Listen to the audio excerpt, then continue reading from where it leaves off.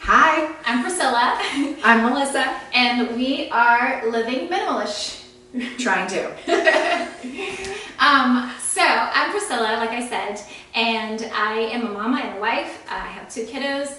I'm from Brazil originally, lived in Turkey for a long time, and now I'm here in Virginia. We're so glad she's here in Virginia. I'm working on that. She'll get there. Also, she may change us a little bit, which is great. I'm not a native Virginian either, so I transplanted here from New Jersey. So I've got a little bit of a northern thing going on down here. But yeah, I'm Melissa. I am a mom and a wife, and have worn so many different career hats. But yeah, and now I'm just working on my minimalish adventure.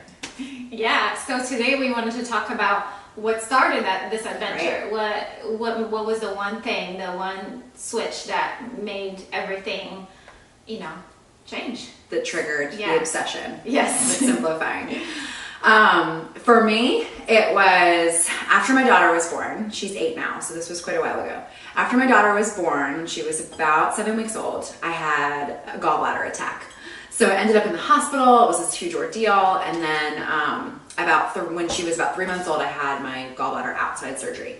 After the surgery, I don't know if it was a combination of pregnancy or the surgery itself or what all happened, but I developed this crazy rash all over my hands. And it would like itch and crack, and it would keep me up at night. I had to wear like gloves in the shower because the water made it hurt, and it was a mess. And for 2 years, I dealt with this. And I went to the doctor, and they said, it's a type of eczema. There's nothing you can do about it, really. Here's a steroid cream. And I went home, and that steroid cream, after I researched it, was so super strong that when I had it on my skin, I couldn't touch my daughter. And I thought that was just not okay. So I decided to pitch the cream and figure out what was happening. And that is the trigger. So I decided it had to be something I was ingesting. It had to be something I was eating. So I removed all processed foods from my diet. I took away nuts, I took away dairy, I took away anything that I thought could potentially be an allergy. And when I did that, my skin cleared up. Felt so much better almost immediately. Wow. Then I started adding stuff back in slowly, and the minute that I added back in my special bowl of Lucky Charms at night, Lucky Charms. My hands erupted. Yeah, it was like my guilty pleasure. Instead of like ice cream, I would have a bowl of Lucky Charms. Wow. Judge me if you will, but that's what I had. And as soon as I added those in, boom, my hands erupted in the rash, and I realized that it was food dye. So since then I started removing all artificial colors from our diet, not only for myself, but for my family, thinking, well, if this is bad for me, it can't be good for them either. Right. And so we started checking labels, and that just snowballed into a crazy obsession, which wasn't good either. So then I had to pare it back and realize that this is a process, and you have to take it slow. Yeah. So hence our minimal-ish. We are just getting there. We're just not perfect. Surely. Yeah. We're not perfect at all. So that was my trigger. What was yours? For me, I think it was 2 things. One was after I became a mom, and I really didn't know what I was doing. None of us do. Poor child. I started to research into Montessori, and that we will go into that conversation another day. But I fell in love with the aesthetic of Montessori and how they really like for you to quiet the environment and keep it very simple. Such good advice. So to just really give your child more independence and feel like they can, achieve more and do more. Yeah. Really pay attention to the toys that you're bringing into the home and things that, just giving them less choices so that they can make better choices. So that's where it started. We started removing all the toys and just bringing in the things that we really felt, that it was the right thing for him to play with. I did, lowering everything on the shelves and just making everything just a little bit simpler so that he could, pitch in and help out and feel independent. So that's where it started with the decluttering and minimizing in that area. But then after I had my girl, we were in the ER pretty much every month for a whole year with asthma attacks, and we just couldn't figure out what was going on. The doctors were just giving her, the inhaler or doing breathing treatments, and it just got really frustrating, when you're a mother of 2 and you're constantly waking up with a sick child. And scary. Yeah. Not to mention that bit. Yeah, so scary.